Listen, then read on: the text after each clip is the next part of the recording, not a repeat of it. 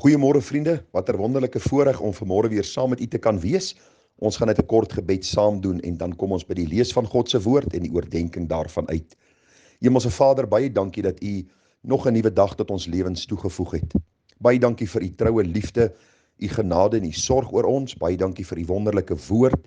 Baie dankie dat ons kan vra dat u Gees ons harte sal verlig om die waarheid van u woord te verstaan en mag ons 'n gewilligheid ontvang deur u Gees om te doen wat u van ons vra, sodat ons u meer welbehaaglik kan wees. Seën dan ons same sy nou, ag Vader, en mag u deur u Gees ons versterk om dan nie net hoorders van die woord te wees nie, maar ook daders wat u sal verheerlik. Ons loof u en ons prys u wonderlike naam. Amen. Nou vriende, wat 'n wonderlike voorreg om vanmôre weer saam met u te kan wees rondom die woord van die Here. Soos u weet, is ons tans besig met 'n kort reeksie boodskappe wat handel oor wie is ek in Jesus Christus, of wat is my identiteit in Christus, of wat het ek ontvang in die Here Jesus Christus die dag toe ek kind van God geword het. Nou ons het al reeds maandag begin met hierdie reeksie en ons het gekyk maandag na die gedagte dat in Christus word ek aanvaar en aangeneem as God se kind. Wat 'n besondere gedagte was dit net nie. Ons het Dinsdag gekyk na die gedagte in Jesus Christus word ek regverdig verklaar voor God en dat God my ook regverdig verklaar juis omdat Christus die volle prys betaal het aan die kruis. Ons het Woensdag gekyk na die gedagte dat in Christus word ek erfgenaam van God en mede-erfgenaam van die Here Jesus Christus. En gister se kosbare boodskap was gewees dat ons deur die Heilige Gees verseël word vir tyd en ewigheid en dat ons nooit ons saligheid kan verloor nie. Juis omdat God ons red, hy begin 'n goeie werk, hy verseël ons deur sy Gees en hy sê vir ons dat hy wat 'n goeie werk begin het, dat hy dit sal volëindig. Dis juis die Heilige Gees wat uitgestort is op Pinksterdag, die Gees wat ons kom verseël het en die Bybel leer ons dat niemand ons uit die hand van die Vader sal ruk nie. Nou vanmôre gaan ons stil staan by die 5de gedagte onder die tema wie is ek in Jesus Christus. En ek wil net vir u baie duidelik sê vriende dat ek nie een van hierdie punte in sy volheid hanteer nie. Daar is soveel meer wat ek oor elke punt kan sê. Hierdie is maar net, kom ons noem dit 'n lusmakertjie, sodat u verder kan gaan en 'n studie kan gaan doen van elkeen van hierdie punte en u vergewis wat die woord van God oor hierdie sake sê en dat u hart versterk kan word deur die geloof om te volhard in hierdie pad wat u saam met die Here stap tot daardie dag dat u hom in sy heerlikheid sal sien soos hy is. Nou vanmôre se gedagte gaan oor die gedagte dat in Jesus Christus weet ek dat alles wat met my gebeur ten goeie sal meewerk. Nou ons almal ken die baie bekende woorde in Romeine 8 vers 28 en daar staan en ons weet dat vir hulle wat God liefhet, alles ten goeie meewerk vir hulle wat na sy voorneme geroep is.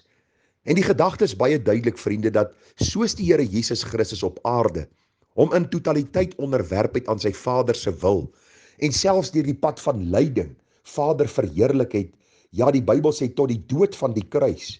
So moet u en ek ook in die voetstappe van Christus volg en weet, soos Christus gelei het, sal ek lei, maar dat ook alles wat in my lewe gebeur, of dit nou lyding is, of dit teëspoed is, alles sal ten goeie meewerk vir die wat die Here liefhet. U sien, omdat God ons in besonder liefhet, sal hy ook deur sy Gees in ons werk, dat dit wat met ons gebeur, dan ook ten goeie sal meewerk, juis omdat hy 'n volmaakte plan met ons lewe het. Ons dink maar aan die man Job.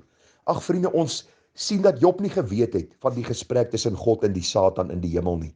Al wat Job beleef het was op aarde die geweldige stryd, toe sy kinders gesterf het, sy vee was gesteel, sy diensknegte is doodgemaak, sy vrou sê vir hom vloek God en sterwe en Job beleef hierdie oorweldigende klomp negatiewe dinge wat met hom gebeur, hartseer dinge, teëspoede. En wat sê Job? Job sê God het gegee en God het geneem, geloof sy die naam van die Here. Ja, daar was hartseer, daar was trane. Die Bybel sê vir ons hy was in sak en as gewees. Later toe hy die swere gekry het wat oor sy liggaam uitgeslaan het en hy het met 'n potskerf gekrap het, het hy nog steeds gesê, sal ek nie die goeie en die slegte uit die hand van die Here neem nie. U sien, in Christus leer ons dat God sy eie seun nie gespaar het nie, dat selfs sy eie seun deur stryd gegaan het en hoeveel te meer sal u en ek nie daardeur moet gaan om dan ook meer gelykvormig te word aan die beeld van Jesus Christus nie. So ek wil hê u moet vanmôre sien dat stryd nie iets negatief is nie. Hoor hoe pragtig stel Romeine 5 dit vir ons. In die 3de vers staan daar, en nie alleen dit nie, maar ons roem ook in die verdrukkinge, omdat ons weet dat die verdrukking lydsaamheid werk, en die lydsaamheid beproefdheid, en die beproefdheid hoop, en die hoop beskaam nie, omdat die liefde van God in ons harte uitgestort is, deur die Heilige Gees, wat aan ons gegee is. U sien, die dag toe die Here ons red, het hy nie vir ons 'n lewe van maanskyn en rose beloof nie. Hy het nie vir ons 'n seepgladde 'n vaart na die hemel beloof nie. Maar hy het vir ons gesê dat ons deur baie verdrukkinge in die koninkryk van God sal ingaan. Maar elke verdrukking sal ten goeie meewerk vir die wat die Here liefhet. Dit help nie ons raak opstandig nie. Dit help nie ons verwyd God nie. Dit help nie ons vra vir hom heeltyd vra oor waarom en hoekom en Here, hoekom gebeur dit nou met my nie? Die gesindheid moet wees wat Christus se gesindheid was. Vader, nie my wil nie, maar u wil geskied. En deur hierdie gesindheid groei ek en leer ek dat alles wat God oor my lewe toelaat vir my ten goeie sal meewerk. Ons dink maar aan die man Josef. U onthou dat hy die geliefde seun van sy vader was. Die Bybel sê vir ons baie duidelik dat hy verkoop was as slaaf en in Egipte beland het en later in die tronk beland het en hy was vir 'n lang tyd daar en ons weet hy het heerser geword of tweede in bevel in Egipte. En op 'n stadium toe sy broers in Egipte aankom, maak Josef homself aan sy broers bekend met hierdie woorde en ek lees dit vir u in Genesis 45 vers 5 en vers 8. Josef sê, maar wees nou nie bedroef nie, en laat daar geen ontstemming by julle wees, dat julle my hierheen verkoop het nie. Want om lewens te behou, het God my voor julle uitgestuur. Julle het my dan nou nie hierheen gestuur nie, maar God. En hy het my 'n raadsman van Farao gemaak, en 'n gebieder oor sy hele huis, en 'n regeerder in die hele Egipte land. U moet onthou, ons kyk terug, en ons lees wat in Josef se lewe gebeur het, en ons sê, wow, dit was 'n wonderlike einde. Maar onthou, Josef het nie die einde geken nie. Hy het deur elke dag se stryd gegaan, deur elke dag se verdrukking. Hy het ook hartseer gehad, hy het ook verlang na sy ouers, na sy broer. Daar was ook in sy hart sekere dinge wat hy beleef het. Maar die Bybel sê vir ons dat hy al hierdie dinge gesien het as iets wat uit God se hand na sy kant gekom het, omdat dit ook ten goeie sal meewerk, omdat God die alleenwyse God is, wat nie net die toekoms ken nie, maar ook ons lewens bepaal. Die Bybel sê vir ons baie duidelik, vriende, dat die mens dink sy planne uit, maar God rig sy voetstappe. En wanneer God ons voetstappe rig in 'n tyd van beproewing, dan moet ons weet en in geloof vashou aan die feit en wete dat God ook hierdie saak ten goeie sal laat meewerk, omdat hy my liefhet en omdat hy sy liefde in my hart uitgestort het. Ag vriende, as ons dink aan die profeet Habakuk, dan sien ons hy sê in Habakuk 3 vers 17, alhoewel die vyeboom nie sal bloei en aan die wingerdstokke geen vrug sal wees nie, en hy noem al hierdie goed. Hy sê dat die kleinvee die kraal sal verdwyn, nogdan sal ek jubel in die Here. Ek sal juig in die God van my heil, die Here is my sterkte. U kan die Bybel gaan bestudeer. Telke male lees ons hoe kinders van die Here deur geweldige stryd gaan. Daarom sê Romeine 8 vir ons baie duidelik, daar in vers 38 en 39, want ek is versekerd dat geen dood of lewe of engele of owerhede of magte of teenwoordige of toekomende dinge of hoogte of diepte of enige ander skepsel ons sal kan skei van die liefde van God wat daar in Christus Jesus ons Here is nie.